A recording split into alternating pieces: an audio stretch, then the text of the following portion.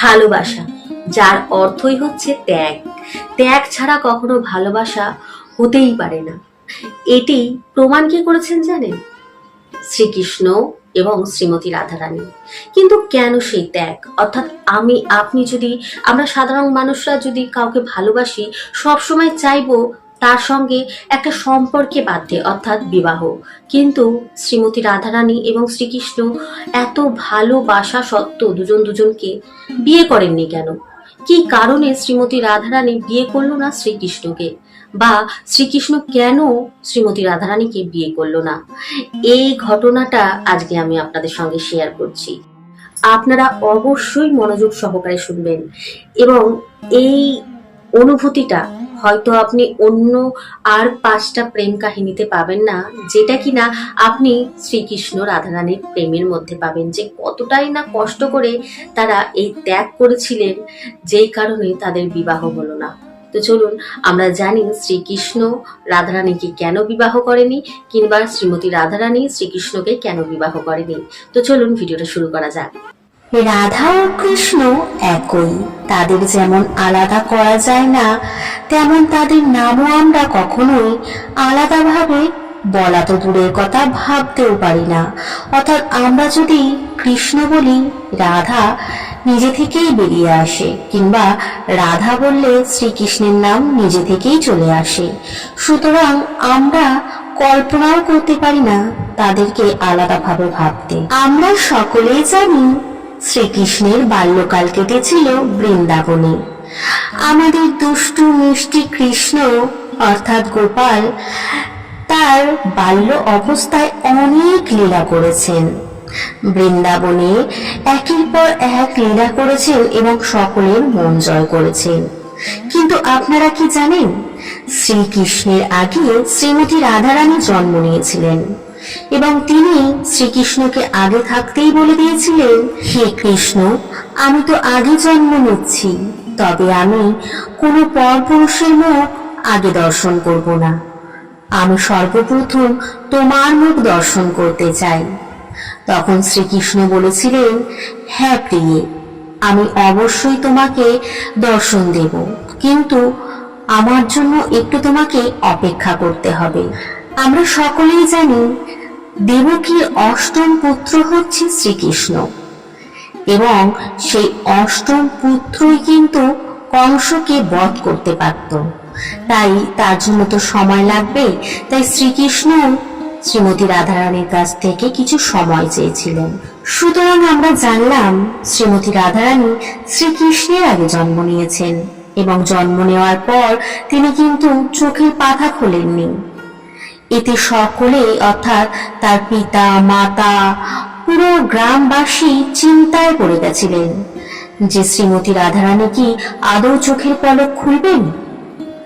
বৃষভানু অর্থাৎ শ্রীমতী রাধারানীর পিতা, তিনি ভাবছেন আর কষ্ট পাচ্ছেন যে আমি এত তপস্যার পর এত সুন্দর একটি কন্যা সন্তান পেয়েছি, আর সেই কন্যা সন্তান যদি চোখের পলক না খুলে, তাহলে সকলে বলবে যে বৃষভানু কন্যা অন্ধ।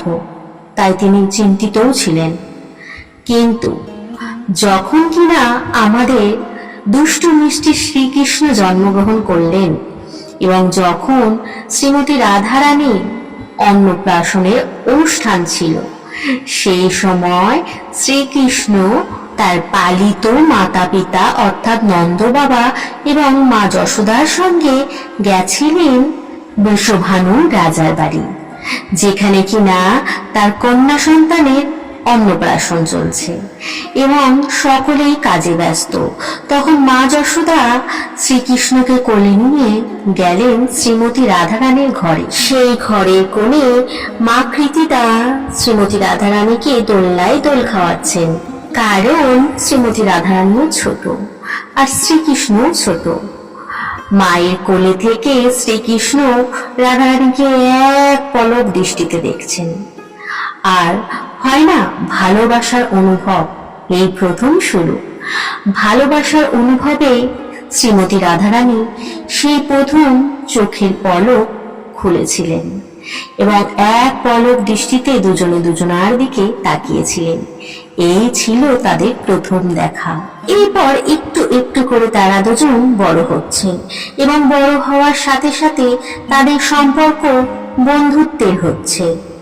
তেমন ভাবে বন্ধুত্ব থেকে ভালোবাসা, অর্থাৎ তারা ছোট্টবেলা থেকেই রয়েছেন একসাথে এবং একসাথে থেকে শ্রীকৃষ্ণের লীলা তো আমরা সকলেই জানি, তিনি কত লীলা করেছেন এবং এই লীলা সকলেরই কম বেশি ভালো লাগতো। কিন্তু হয় না, কিছু কিছু মানুষের চোখে সেই লীলাগুলো চোখের মধ্যে বিষ হয়ে দাঁড়াতো, অর্থাৎ তারা শ্রীকৃষ্ণকে সহ্য করতে পারতেন না। আর সবচেয়ে বেশি হচ্ছে যখন কিনা শ্রীকৃষ্ণ বাঁশি বাজাতেন, সেই সময় সকল গোপীরা যে যে কাজটা করতো সেই কাজ ফেলে রেখে ছুটে আসতেন শ্রীকৃষ্ণের বাঁশির টানে।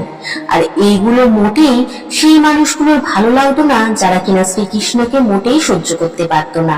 ঠিক তেমনই রাধারানী, যখনই কিনা শ্রীকৃষ্ণ বাঁশি বাজাতেন সেই বাঁশির সুর শোনা মাত্রই শ্রীমতী রাধারানী যেমন অবস্থায় থাকতেন তেমন ভাবেই ছুটে চলে আসতেন। কিন্তু তার বাড়ি সামনে ছিল না, তার বাড়ি ছিল বৃন্দাবন থেকে কিছুটা দূরে রাবাল নামক এক গ্রামে এবং সেইখান থেকে ছুটে আসতে তার অনেকটাই সময় লাগতো। কিন্তু সে তাও আসতেন। সে যখনই তিনি বাঁশি বাজাতেন, অর্থাৎ শ্রীকৃষ্ণ যে সময়ে বাঁশি বাজাতেন, সে রাত হোক দিন হোক, যখনই বাঁশি বাজাতেন তখনই কিন্তু শ্রীমতী রাধারানী সেই রাবাল গ্রাম থেকে ছুটে আসতেন এই বৃন্দাবনে। শ্রীকৃষ্ণের থেকে রাধারানী বড়, কিন্তু তবুও তাদের সম্পর্কের মধ্যে কোনো রকম প্রভাব ফেলেনি এই বয়স। কিন্তু বাকি সবার, যারা কিনা শ্রীকৃষ্ণকে সহ্য করতে পারতেন না, তাদের তো অনেক সমস্যা ছিল, তাই না?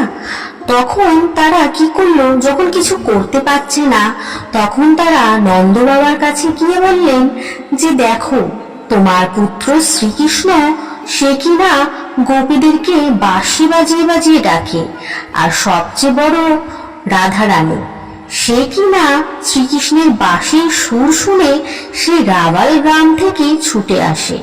তার মানে তাদের মধ্যে কোনো কিছু তো চলছে, যেই কারণে সে অত দূর থেকে এখানে ছুটে আসে। তুমি বাবা একটু খোঁজ নিয়ে দেখো। নন্দ বাবা প্রথমে শুনে বিশ্বাস করেননি এবং তিনি এর জন্য কিছুদিন পরীক্ষা করেছেন শ্রীকৃষ্ণকে, এবং যখন দেখলেন সত্যি শ্রীকৃষ্ণ এবং শ্রীমতী রাধারানীর মধ্যে কোনো তো একটা সম্পর্ক তৈরি হচ্ছে, তা ভেবে নন্দ বাবা একটু রেগে গেলেন। কারণ নন্দ বাবা আগে থেকেই যশোদা মায়ের দূর সম্পর্কে ভাই অর্থাৎ আয়ানের সঙ্গে শ্রীমতী রাধারানীর বিবাহ পাকা করে রেখেছেন। এবার হচ্ছে আয়ানটা কে, তো আয়ানের সম্পর্কে আমরা জানবো। উপকথায় পাওয়া যায় আয়ানের আসল নাম অভিমন্যু। গোকুলের কাছে জারক নামের একটি গ্রামে ছিল তার বসবাস। পেশায় ছিলেন তিনি একজন দুধের ব্যবসায়ী।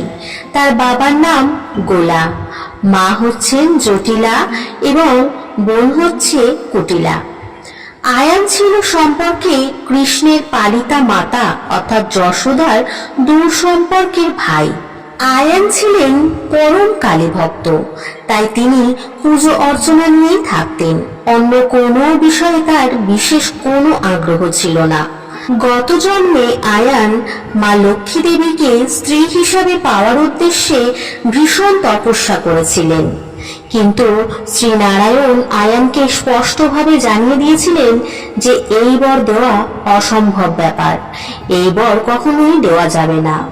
এই কথা শুনে আয়ান নিরস্ত না হয়ে নিজের চারপাশে আগুন জ্বেলে দেন এবং আরো কঠিন সাধনা শুরু করেন।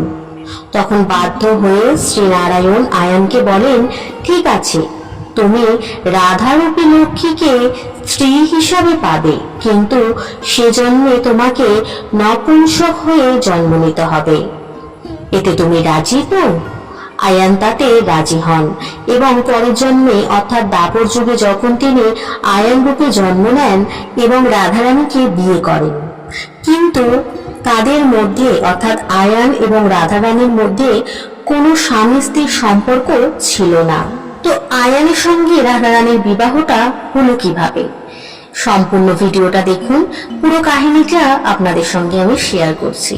তো যখন নন্দবাবা জানলেন যে শ্রীকৃষ্ণ এবং রাধারানীর মধ্যে কোনো সম্পর্ক রয়েছে, তখন তো নন্দবাবা একটু রেগে গেলেন এবং রেগে গিয়ে আগেই শ্রীকৃষ্ণকে জিজ্ঞাসা করলেন যে তুমি জানো রাধার সঙ্গে কার বিবাহ ঠিক হয়েছে?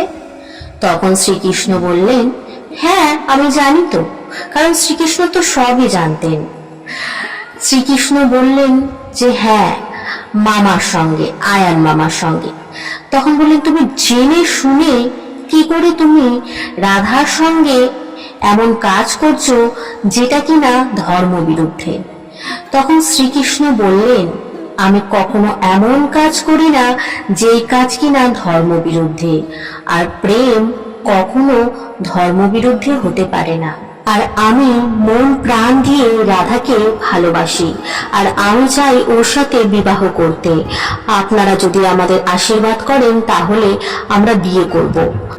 কিন্তু শ্রীকৃষ্ণের এই কথায় নন্দবাবা আরো রেগে গেলেন এবং রেগে গিয়ে বললেন, তুমি কি তোমার উদ্দেশ্য ভুলে গেছো? তখন শ্রীকৃষ্ণ বললেন, কি উদ্দেশ্য? তখন নন্দবাবা বললেন, চলো তুমি আমার সঙ্গে। দিয়ে নন্দবাবা সোজা শ্রীকৃষ্ণকে নিয়ে গেলেন গুরুদেবের কাছে, এবং সেখানে গিয়ে গুরুদেব শ্রীকৃষ্ণের কপালে হাত দেওয়ার সাথে সাথেই শ্রীকৃষ্ণের সে সকল কথা মনে পড়ে গেল যে উদ্দেশ্যে শ্রীকৃষ্ণ জন্ম নিয়েছেন। শ্রীকৃষ্ণের জীবন আমরা যতটাই সহজ ভাবি যে তিনি তো দেবতা, তাই তার জীবনে কোনো সমস্যার সমাধান নেই এমন হতেই পারে না, কিন্তু তা ঠিক নয়। কারণ তিনি দেবতা হলেও তিনি তো মানুষ রূপে জন্ম নিয়েছিলেন, তাই না? সুতরাং শ্রীকৃষ্ণ সর্বদা বলেন, মানব রূপে সবকিছু নির্ধারিত হয় তার কর্ম দ্বারা। তাই শ্রীকৃষ্ণ সকল কর্ম দায়িত্ব সহকারে পালন করতেন এবং ধর্মকে সর্বদা মাথায় রাখতেন। আমরা সকলেই জানি যে শ্রীকৃষ্ণের জন্মের উদ্দেশ্যই হচ্ছে কংসকে বধ করা, আর সেটাই তিনি করতে এসেছিলেন। এবং যখন তিনি দেখলেন সত্যি আমার উদ্দেশ্য আলাদা, তখন তিনি কিছুক্ষণের জন্য চুপ করে গেলেন। তারপর নন্দ বাবাকে বললেন, ঠিক আছে, আমি আপনাদের কথায় রাজি। যেদিনকেই কংস মামা আমার জন্য রথ পাঠাবেন সেদিনকেই আমি মথুরায় রওনা দেব। তো এমন ভাবে সময় চলে এলো যখন কিনা কংস নিমন্ত্রণ করেছিলেন শ্রীকৃষ্ণকে এবং বলরামকে যে সেখানে কিছুদিন থাকার জন্য, কারণ সেই সময়টাই তো হচ্ছে কংসের ধ্বংসের সময়। এবং সেই নিমন্ত্রণ রক্ষা করতে শ্রীকৃষ্ণ এবং বলরাম যাচ্ছিলেন মথুরার উদ্দেশ্যে। প্রথমে বৃন্দাবনে রথ এলো, এবং রথ আসার সাথে সাথে পুরো বৃন্দাবনবাসী সকলেই কৃষ্ণকে জড়িয়ে ধরে কাঁদতে শুরু করলেন, হে কৃষ্ণ তুমি যেও না, হে কৃষ্ণ তুমি যেও না। কিন্তু শ্রীকৃষ্ণ মনের মধ্যে পাথর চেপে হলেও কাঁদছেন না। তিনি একটা কথাই ভাবছেন, এই গোকুলবাসীরা এত কষ্ট পাচ্ছে আমার জন্য, তাহলে কি রাধা কষ্ট পাচ্ছে না? কিন্তু রাধা কই? শ্রীকৃষ্ণের নজর খালি রাধাকেই খুঁজছে, কিন্তু রাধা সেখানে নেই, রাধা অন্য কোথাও। কিন্তু কোথায় সে? তারপর শ্রীকৃষ্ণ ভাবলেন যে ও এক জায়গায় থাকতে পারে, যেখানে কিনা শ্রীকৃষ্ণ এবং রাধারানী মনের দুঃখ হলে যেতেন। তো শ্রীকৃষ্ণ ভাবছেন, কিন্তু আমি এত মানুষের ভিড়ে যাব কি করে? এত মানুষ এখানে রয়েছে, তাদেরকে ছেড়ে আমি কি করে যাব? সকলে তো আমাকেই খুঁজছে। কিন্তু যা হোক করে শ্রীকৃষ্ণ ফাঁক পেয়ে সেখান থেকে বেরিয়ে পড়লেন এবং সেইখানে গেলেন যেখানে কিনা শ্রীকৃষ্ণ এবং রাধারানী অনেক সময় কাটিয়েছেন, এবং রাধারানী সেখানে বসে রয়েছেন। তখন শ্রীকৃষ্ণ গিয়ে রাধারানীকে ডাকলেন, হে প্রিয়ে। তখন শ্রীমতী রাধারানী পিছন ঘুরে তাকালেন, এবং তাকানোর পর শ্রীকৃষ্ণকে দেখে তিনি কিছু বলছেন না, চোখ দিয়ে জলও পড়ছে না। কারণ শ্রীকৃষ্ণের এবং রাধারানীর প্রেম এতটাই গভীর, তারা মুখ দিয়ে কিছু না বললেও তারা আন্তরিকভাবে বার্তালাপ করতে পারতেন, এবং সেই বার্তালাপে তারা একে অপরের দুঃখ কষ্টের কথা বলছেন। তারপরে যখন শ্রীকৃষ্ণ দেখছেন যে শ্রীমতী রাধারানী কোনো মুখ দিয়ে উত্তর কিংবা প্রশ্ন করছে না, তখন শ্রীকৃষ্ণ পিছন ফিরে বলেন, রাধে, এবার আমি যাই। সেই কথা শোনা মাত্র শ্রীমতী রাধারানীর বুকে একটা কম্পন চলে এলো এবং তিনি সঙ্গে সঙ্গে পিছন ফিরলেন এবং ফিরে জিজ্ঞাসা করলেন যে, হে কৃষ্ণ, তুমি কি আমাকে বিয়ে করতে পারো না? তখন শ্রীমতী রাধারানীর প্রশ্নের উত্তর শ্রীকৃষ্ণ দেবে কি? শ্রীকৃষ্ণ যখনই পিছন ফিরে ঘুরলেন, অর্থাৎ রাধারানীর সামনের দিকে ঘুরলেন, তখন শ্রীমতী রাধারানী দেখলেন শ্রীকৃষ্ণ আর শ্রীকৃষ্ণ নেই, তিনি পুরোটাই রাধা হয়ে গেছেন। অর্থাৎ তখন তিনি তার উত্তর পেয়ে গেলেন। শ্রীমতী রাধারানী উত্তর পেলেন যে শ্রীকৃষ্ণই নয়, তিনি রাধারানীও। অর্থাৎ একটা মানুষের মধ্যে শ্রীকৃষ্ণ এবং রাধা দুজনেই বিরাজ করছে এবং তারা একই আত্মা, তাহলে তাদের মধ্যে কিভাবে বিবাহ হবে? এই দেখা মাত্র শ্রীমতী রাধারানী চুপ করে গেলেন এবং তিনি বুঝতে পারলেন তারা একই আত্মা, তাদের কখনো বিবাহ হওয়া সম্ভবই না। বিবাহ তো তখন হয় যখন কিনা দুটো আত্মা থাকে, দুটো শরীর থাকে, কিন্তু এখানে দুটো শরীর আলাদা হলেও আত্মা একটাই। এরপর শ্রীকৃষ্ণ বৃন্দাবন ছেড়ে মথুরার উদ্দেশ্যে রওনা দিলেন এবং শ্রীমতী রাধারানী সেই দিনের পর থেকে একা একা থাকতেন। কোনো কিছু তার ভালো লাগতো না, সর্বক্ষণ কৃষ্ণ নাম করতেন এবং থেকে থেকে দৌড়ে দৌড়ে যেতেন, এই বুঝি শ্রীকৃষ্ণ এলো, এই বুঝি শ্রীকৃষ্ণ এলো, কিন্তু শ্রীকৃষ্ণ তখনও আসেননি। এইরকম ভাবে ক্রমশ খাওয়া দাওয়া ছেড়ে নিজের শরীরকে কষ্ট দিয়ে শ্রীমতী রাধারানী দিন যাপন করছিলেন। আর সেই কষ্ট দেখে শ্রীমতী রাধারানীর পিতা বৃষভানু এবং মা কৃতিদা সহ্য করতে পারলেন না। তখন দুজনে মিলে ঠিক করলেন যে শ্রীমতী রাধারানীর বিবাহ দিতেই হবে এবং রাধারানীকে গিয়ে বললেন যে, মা, এবার তোমার বিবাহ দেওয়ার সময় চলে এসেছে। কিন্তু তাতে শ্রীমতী রাধারানী প্রথমে রাজি হননি, কিন্তু তখনকার দিনে এমনই ছিল যে বাবা মায়ের সম্মান রক্ষার্থে সন্তানরা সকল কর্ম করতে রাজি ছিলেন এবং সেই কারণে বৃষভানুর কথা মতো শ্রীমতী রাধারানী আয়ানকে বিয়ে করেন এবং বিয়ে করার পরও তিনি কিন্তু শ্রীকৃষ্ণকে বলেননি। বারবার শ্রীকৃষ্ণের বাঁশি শুনে বারবার তিনি ছুটে আসতেন। এই কাহিনীটি অনেক বড়, আপনারা এই কাহিনীতে কতটা ভালোবাসবেন আমি জানি না। যদি ভালোবাসেন, আমি সম্পূর্ণ কাহিনীটা আপনাদের সঙ্গে খুব সুন্দরভাবে শেয়ার করব। আবার একটি কাহিনী বলছে, একবার শিশুকালে রাধারানী এবং শ্রীকৃষ্ণ পায়ে হেঁটে বৃন্দাবনে যাচ্ছিলেন এবং যেতে যেতে তারা ক্লান্ত হয়ে পড়েছিলেন। ক্লান্ত হয়ে তারা একটি বট বৃক্ষের নিচে বিশ্রাম করছিলেন। তারপর খেলার ছলে তারা বিয়ে করতে শুরু করেন। সেই বিয়ের আচার সম্পন্ন করতে স্বয়ং ব্রহ্মদেব এসেছিলেন এবং সেই বিবাহের সাক্ষী ছিল সকল দেবতাগণ। আর এখনো বৃন্দাবনে গেলে কিন্তু আমরা সেই জায়গাটা দেখতে পাই যেখানে শ্রীকৃষ্ণ এবং রাধারানী বিবাহ করেছিলেন। যারা যারা জানেন তারা দেখেছেন নিশ্চয় যে এখনো কিন্তু সেই জায়গাটা রয়েছে। তো চলুন এখানেই সমাপ্ত করছি। যদি আপনারা পুরো কাহিনীটি শুনতে চান, কমেন্টের মাধ্যমে অবশ্যই জানান। তো এই কাহিনী আপনাদের কেমন লাগলো? যদি ভালো লাগে বন্ধুদের মধ্যে শেয়ার করতে ভুলবেন না, আর অবশ্যই চ্যানেলটাকে সাবস্ক্রাইব করে রাখবেন।